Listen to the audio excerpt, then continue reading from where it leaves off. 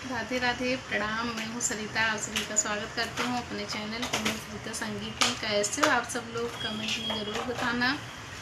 आज मैं आप सभी के बीच में ननद भाभी का नोक-झोंक हंसी मजाक का नाच गीत लेकर आई हूँ।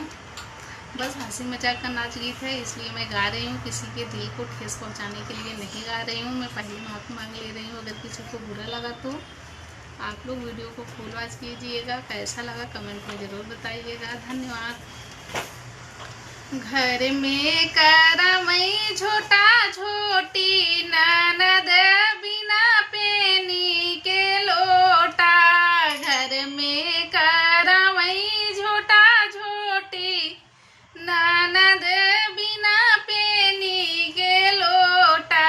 घर में करमई झोटा झोटी, ननद बिना पेनी के लोटा। सासू से कही आवई, हमरी बात सासू से कही आवई। सासू का दिल बड़ा मोटा, ननद बिना पेनी के लोटा।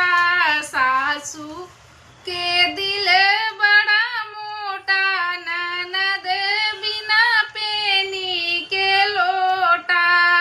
घर में करमई झोटी झोटा, ननद बिना पेनी के लोटा। घर में करमई झोटी झोटा, ननद बिना पेनी के लोटा। हमरी बात जेठनी से कही आवई, हमरी बात जेठनी से कही आवई। जेठनी का दिल बड़ा छोटा, ननद बिना पेनी के लोटा। जेठनी के दिल बड़ा छोटा, ननद बिना पेनी के लोटा। घर में करमई झोटी झोटा, ननद बिना पेनी के लोटा। घर में करमई झोटी झोटा, ननद बिना पेनी के लोटा।